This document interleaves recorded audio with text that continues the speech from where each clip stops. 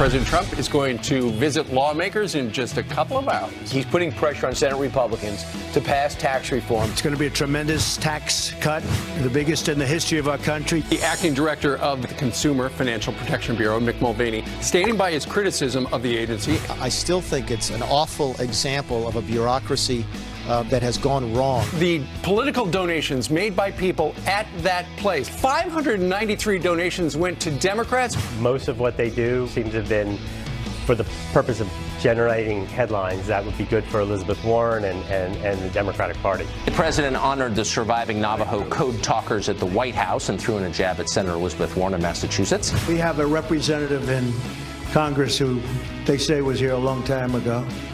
They call her Pocahontas. I think what most people find offensive is Senator Warren lying about her heritage to advance her career. 'Tis the season to start decking the halls at the White House. The First Lady welcomes some help. He seriously looks like an angel. He really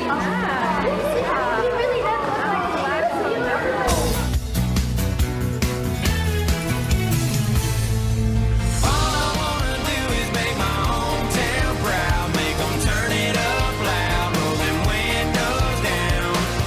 Welcome to the hometown of the world's #1 cable morning news show, Fox and Friends, live from up here. Hi, morning. Hi, everyone. Good morning. Oh, look at that. That's a nice job.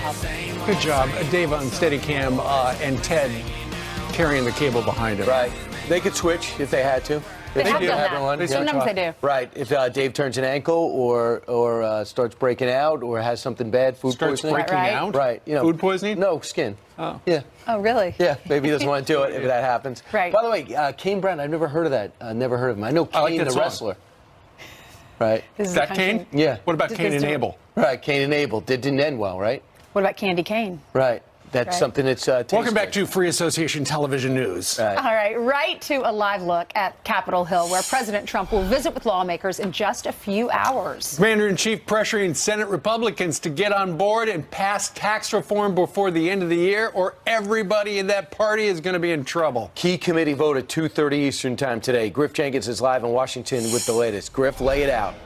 Let me try and explain, guys, the mess the president is walking into when he heads up in a few hours. In their razor-thin majority, 52-48, Republicans can only spare 2 votes. And now a second senator, Steve Daines of Montana, says he's a no. For the same reason Ron Johnson opposes it. They feel it favors large corporations over small businesses, although both appear to be trying to get to yes, holding out for changes that would benefit Main Street. And 6 other senators are sitting on the fence. Corker, Flake, Murkowski, McCain, Langford, and Collins all are concerned over adding to the nation's $20 trillion debt, and Collins specifically opposing the individual mandate repeal. But the president, he remains optimistic.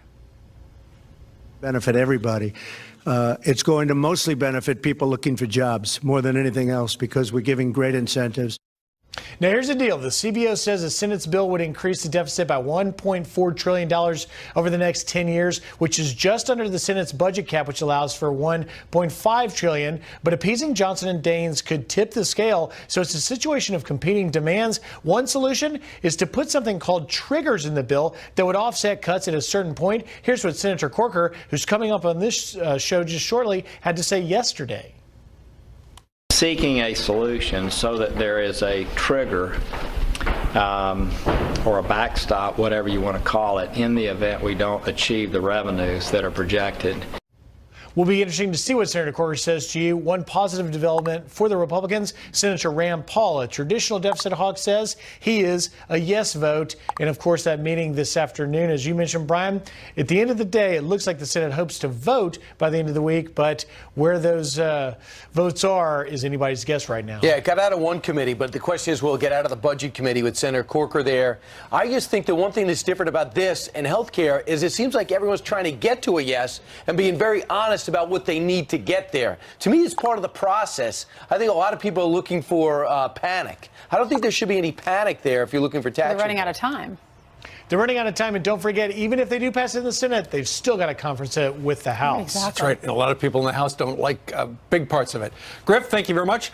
Griff just mentioned that Senator Bob Corker is going to be coming up shortly, and Brian's going to talk to him in the next segment right here on Fox and Friends. Meanwhile, Catherine Herridge, our correspondent down in D.C., she got an exclusive interview with this guy. Let me tell you about him. His name is Charles McCullough. He was the Inspector General for the Intel community, which meant he inspected everything. He made sure everything was above board. The watchdog. He was appointed by President Obama.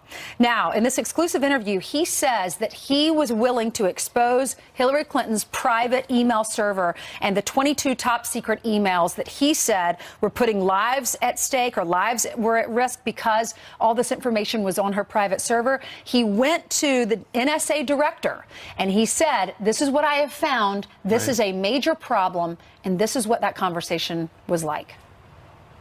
He read through these affidavits very thoroughly, and he said this is extremely reckless. And he mentioned something about the campaign will have heartburn about that or something. All of a sudden, I became a shill of the right. I was told by members of Congress, be careful, you're losing your credibility. There are people out to get you. I was told that we would be the first two to be fired with her administration. That was definitely going to happen. There was an effort certainly on the part of the campaign to mislead people into thinking that there was nothing to see here. So there you've got the man who was the watchdog for the Intel community saying that Hillary Clinton's email service situation was jeopardizing national security. And he told DNI Director Clapper, that's who he was alluding to in the beginning of that soundbite about it, and it sounded like Clapper was going, that's going to give the campaign heartburn, to make it almost seem like he was working with the campaign, which I'm sure that's not what was going on, right? But the larger thing, shortly after that, he went to chief Republicans up on the Senate Intel Committee and told him about the Hillary Clinton email server thing, just to give him a heads up. This is breaking the law. And then he essentially became a pariah. They said he's a shill for the right. He's on the other side. So he spoke for the first time. You're responding now. Why doesn't this surprise me? Hillary Clinton, she thinks she's untouchable. Harold said this is the Clinton way, shut down the truth and tell a bigger lie. So this person's coming out saying this now, but we don't even know what's in those emails. We know what he saw, he came to that conclusion, let alone the thousands that were deleted. So they're out there. I think we have some video of him testifying in front of Congress. Producers, do we have that? Because you might remember him and what he looked. I saw the video and I was like, oh, yeah, I remember him. Sure. And when I watched that interview last night with Catherine, I had to watch the entire thing. And it was riveting because he said he did what he was expected to do. And then all of a sudden, he became the enemy. He was just reporting that this was not good for the American people. This is putting lives and sources and operations at risk. And he said his most disappointed moment was when President Obama said, well, there's classified and then there's classified. That's right. And he didn't like the fact that the campaign, when they were trying to spin it, according to WikiLeaks, apparently, the campaign said, you know, that's quite common where you have something on your you wind up with a private email that is not classified, then is classified later. Apparently, there were 2,100 classified email on her private server. There were 22 top secret email, and some of those were the special access privilege, or SAP, above top secret, which is really bad. And he was asked, if something like that had happened to you on your private email server, what would happen to you? He said, I'd be sitting in Leavenworth right now. Right. Wow. He'd be behind bars. And what gets me, though, is that they told him, if you come out with this, if you don't stay quiet, you're going to lose your job. This is what he said. The year before the election. You're going to lose your job if Hillary Clinton's elected. All right, 8 minutes now after the hour. Jillian, how's the other breaking news happening? That's right. Good morning. We do begin with a Fox News alert right now. One of President Trump's sharpest critics is calling it quits after 25 years in Congress. Democratic Representative Luis Gutierrez is expected to make the announcement today in Chicago. The immigration advocate tells Fox News he's considering running for another office, possibly governor of Puerto Rico or mayor of Chicago. This comes just weeks after Gutierrez filed new articles of impeachment against President Trump. Also breaking right now, first daughter Ivanka Trump wrapping up a keynote speech in India. She's at the Global Entrepreneurship Summit. In that keynote speech, the White House advisor telling the business conference, quote, only when women are empowered to thrive will our families, our economies, and our societies reach their fullest potential. She is expected to host at least 2 panel discussions before leaving India tomorrow. A new accuser leveling more allegations against Congressman John Conyers, a former deputy chief of staff, accusing the Michigan Democrat of touching her inappropriately. This as House Minority Leader Nancy Pelosi backtracks on comments she made defending the congressman. Is it one accusation? Is it 2? I think there has to be. John Conyers is an icon in our country. He has done a great deal to protect women. Pelosi now says she believes Conyers' accuser, Melanie Sloan, saying in part, quote, "I find the behavior Ms. Sloan described unacceptable and disappointing." Well, we could soon find out how the royal bells will be ringing. Kensington Palace will reportedly release more details about Prince Harry's upcoming wedding to American actress Meghan Markle, a day after the couple announced their engagement. In their first interview, the pair revealing how Harry popped the question and how he thinks his late mother would have reacted. What we're doing, just roasting chicken and having trying to roast chicken. Trying to roast a chicken, and it just an amazing surprise. It was so sweet and natural and very romantic. I think she would be over the moon, jumping up and down, so excited for me. But then, as I said, would have probably been best friends with Megyn. Roasting chicken, huh? The prince and his bride also showing off her ring. Harry designed it using diamonds that once belonged to his mother, Princess Diana. The couple also revealing they met on a blind date. So I think that gives hope to a lot of people out there. Go on that blind date. Well, as it turns out, the secret was the engagement chicken. How many times have you heard about the engagement chicken? That's so true. You've mentioned that a time or two. It's kind of like the Cinderella story's over, though. All the girls out there that hoped they had a chance with them, it's over now. Sorry. The glass slipper is on her foot. All right, everyone move on. Move on. I know, but we wish them well. Did any of y'all know her? Wouldn't it be great to, or him? Well, she is an American. Maybe they'll get married in Las Vegas. They should get married right here on Fox and Friends so we can be a part of it. You know what? That's right, Kensington Palace, if you're watching, right here. All rise. Congratulations. Oh, that's not going to happen. All right, meanwhile, 8:12 now here in New York City. Still ahead, a legal battle heating up over who's the boss of the Consumer Financial Protection Bureau. And critics say that agency is another wing of the Democratic Party. Mike Huckabee's fired up about that, and it's coming up. And remember when President Trump has made this promise. We are going to say Merry Christmas again. Merry Christmas. This Christmas he's delivering. There it is. Walking in a winter wonderland, gone away, the bluebird here to stay. Failure's not an option when it comes to the Republican Party cutting taxes. To every Republican senator, the fate of the party's in our hands, as well as that of the economy. The economy needs a tax cut, and the Republican Party needs to deliver, so I think we'll get there. State of the Union, that was Sunday. That was Senator Lindsey Graham. The question is that hyperbole? Do most Republicans feel that way? Let's factor in Senator Bob Corker of Tennessee. Senator, was that hyperbole in your mind, or is Senator Graham right?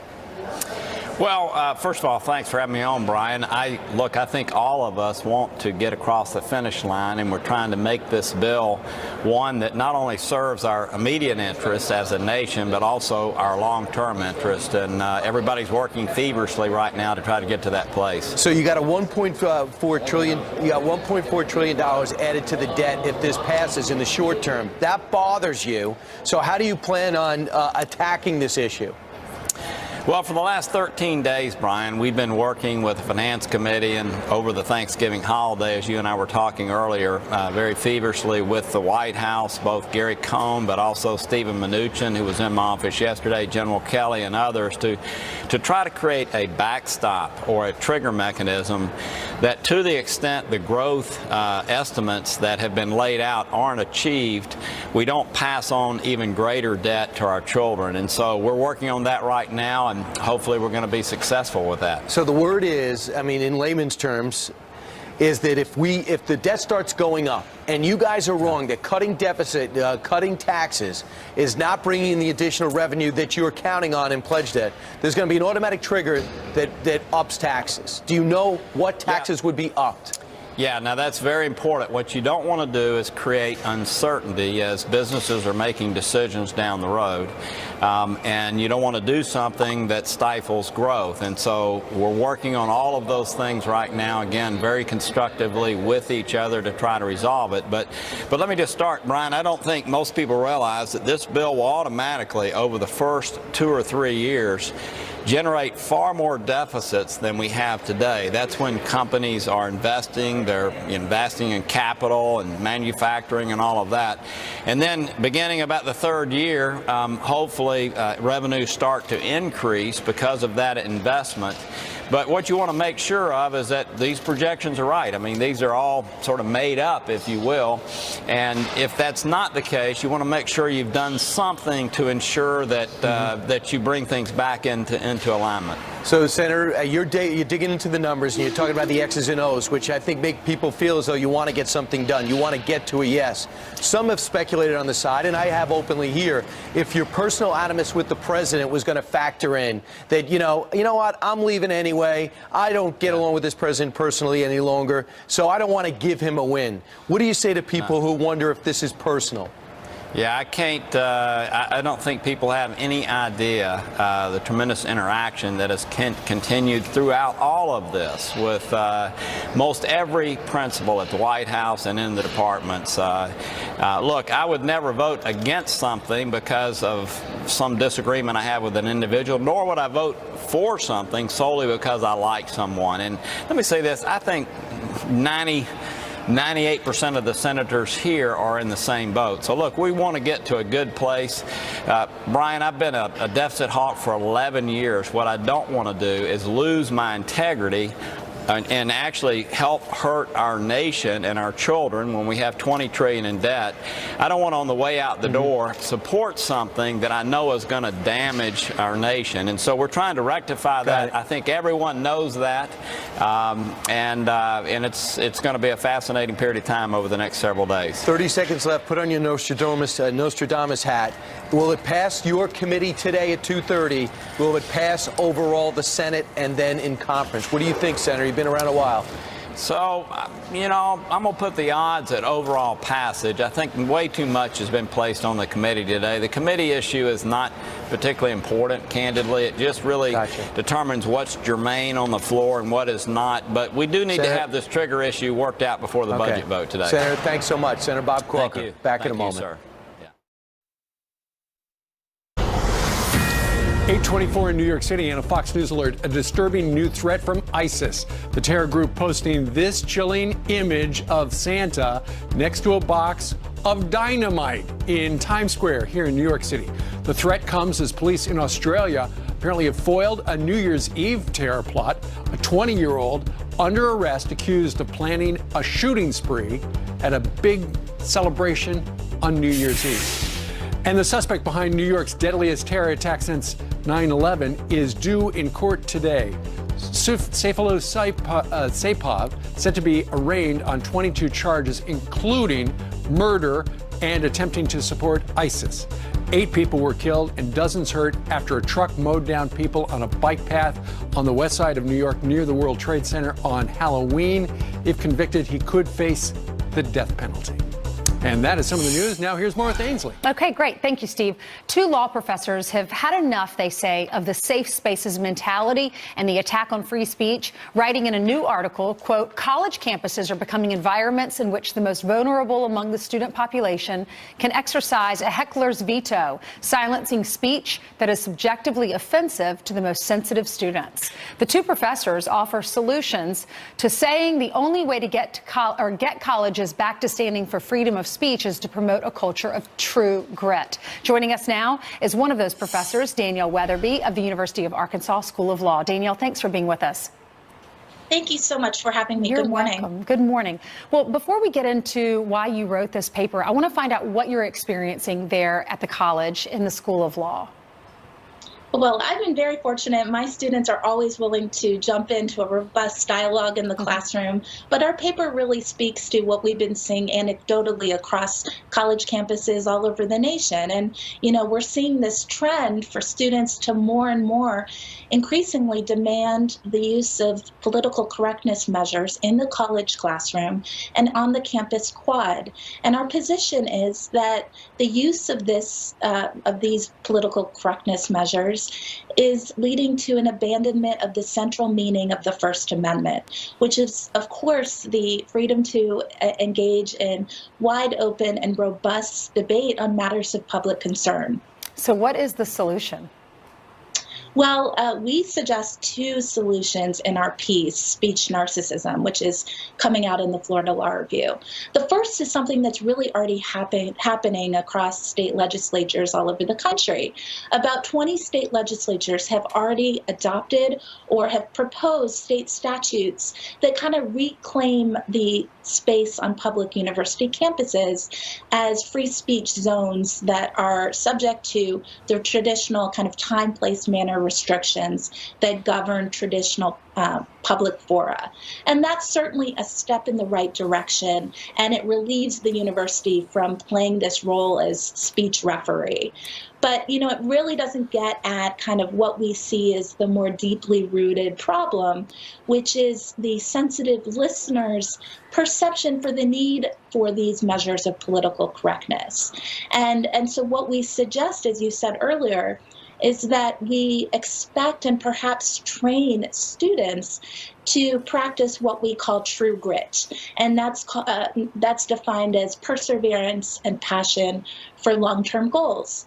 There's a lot of research out there that says that there's a correlation between grit and scholastic or academic success.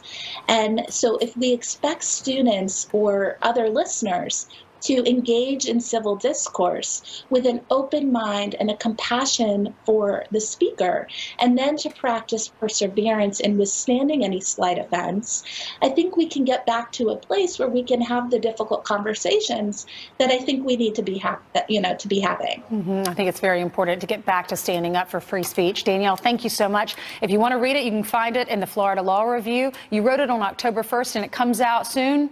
Is that right, Danielle? Yes.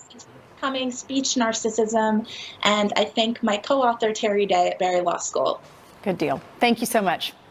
Thank you. You're welcome. President Trump hitting the links with some of golf's biggest stars. How did it go? You're going to hear from Brad Faxon coming up.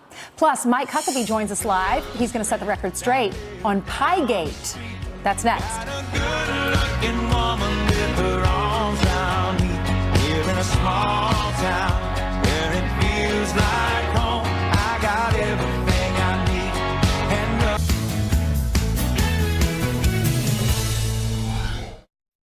We've been working with the Finance Committee and over the Thanksgiving holiday, as you and I were talking earlier, very feverishly with the White House, both Gary Cohn, but also Stephen Mnuchin, who was in my office yesterday, General Kelly, and others, to try to create a backstop or a trigger mechanism that, to the extent the growth estimates that have been laid out aren't achieved, we don't pass on even greater debt to our children. And so we're working on that right now, and hopefully we're going to be successful. How does Governor Mike Huckabee feel about that? Because he cares about deficits too, but building in a trigger to bet on the country to grow and not on hope.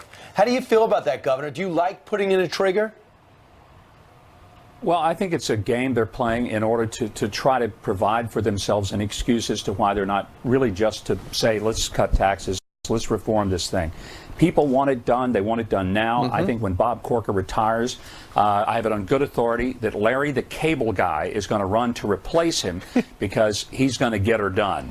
And that's what people are expecting. They're tired of having 535 people go into the kitchen with their spoons and spices, but isn't this work? All of whom think that they're going to get to do it their way. But aren't they working on it by doing stuff like this rather than just sitting back and saying, please me? They're saying, this is what would get me to a yes?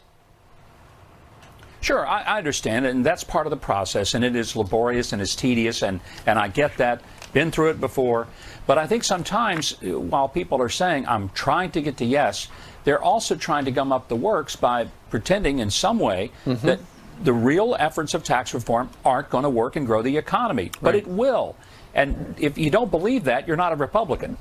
You know, Governor, after the election last November, a lot of people were hopeful that Donald Trump would be able to go to Washington, D.C. and drain the swamp. As it turns out, there's still plenty of swamp there. Well, what I've said is it's not a swamp. Swamps have ecological value. What we're dealing with is a sewer.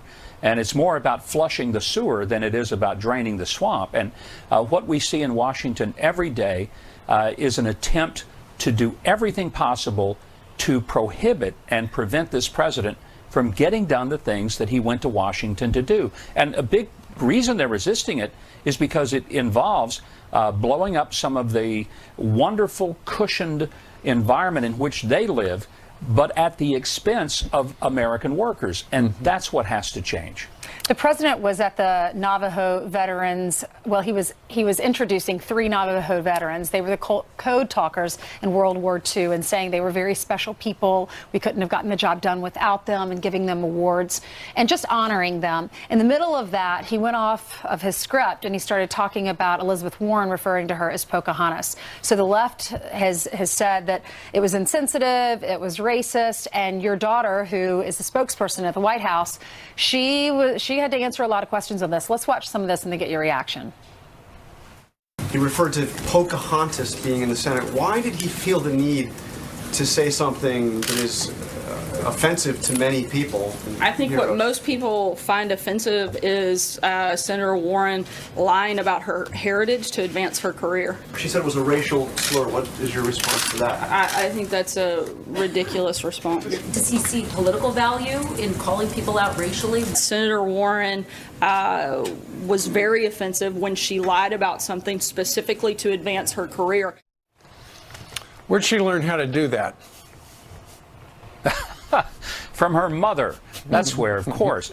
Look, I think it's absurd that the press are trying to hammer the Trump administration, and specifically the president, on his use of the term Pocahontas. One of the people asking that question is employed by ABC, which owns Disney, or maybe Disney owns ABC. They've made $1 billion off the Pocahontas franchise. Let me ask you something. Is that racist? Have they made money off racism? Because if so, then they need to apologize, and they need to discontinue all of their merchandise and all of their movies regarding Pocahontas. The bigger question, though, and I think Sara alluded to this, Elizabeth Warren lied about her ancestry in order to advance her career. That is what ought to be outrageous to people. And why isn't the left upset about cultural appropriation? I mean, that's something we hear about all the time. You cannot culturally appropriate something. Well, that's what she's done. So I'm just waiting for a little consistency from the left. That would be kind of nice to see. Well, I tell you, Governor, your daughter has been taking the heat. If you can't stand the heat, get out of the kitchen. She was apparently in the kitchen on Thanksgiving and then tweeted out an image of a chocolate pecan pie to say, look, I just made this. And there were a number of people who said that pie is obviously not one that she made. There's the image right there. It's a stock photo. And she now has offered to make a pie for the press room. What do you make of this scandal? Well, once they taste that pie, they're going to be the happiest people. I think she might win some of them over. It's a wonderful pie. She's been making it for years. It looks just like what that picture shows. But you know what? If they don't believe her, I think she ought to take the pie and put it right in their face, a la Soupy Sales kind of way.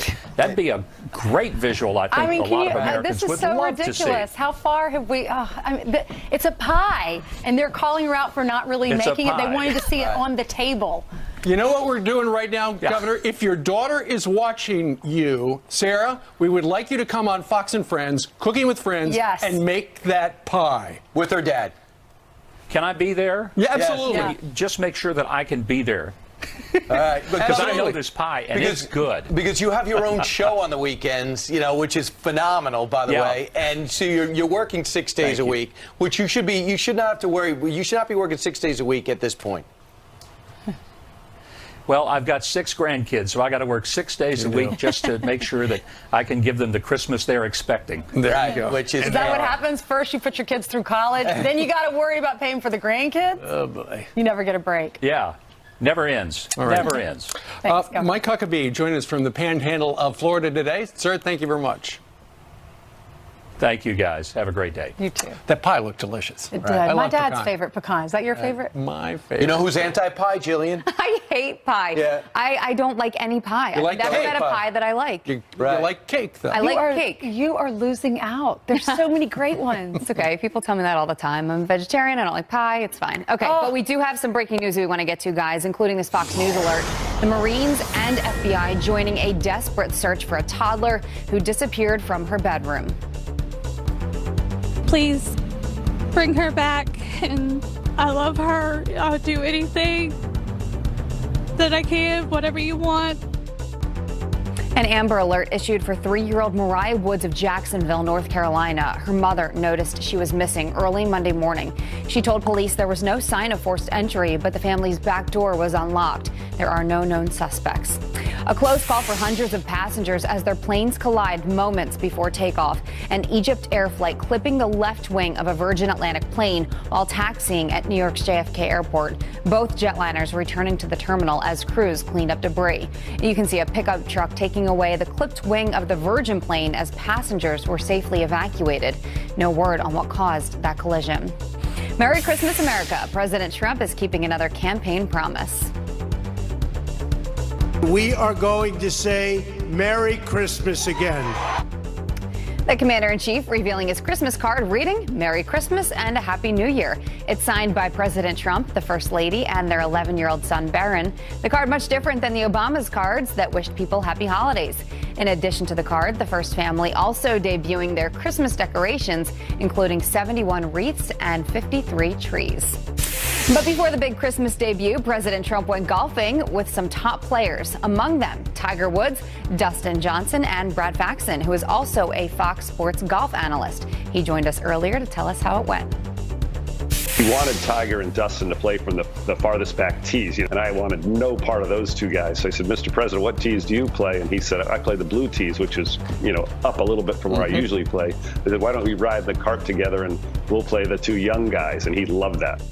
Nice. Faxon tells us the president is a very good golfer. So look at your headlines. I'll send it back. And so to is you. Jillian. No, I'm okay. She's learning. I'm okay. I'm learning. There you go. A couple years in. Thank you, ma'am. Thanks, All right. Jillian. Coming up on this Tuesday, one Texas sheriff says his state's crackdown on sanctuary cities should go nationwide. That sheriff joins us live from the Lone Star State to explain why. And it is a great day because it's Give Back Tuesday. Janice is live with a very special guest, as you can see. Janice? Yay! Jennifer Nettles is here. How are you doing? I'm great. We're here with worldvision.org having a blast in Bryant Park. Bryant Park is the place to be in this holiday season. Do you want to sing a little something and take us to break? We should do a duet. Okay, I'm let's thinking. It's beginning to look a lot like Christmas everywhere you go. That's all I know. Even here. Stay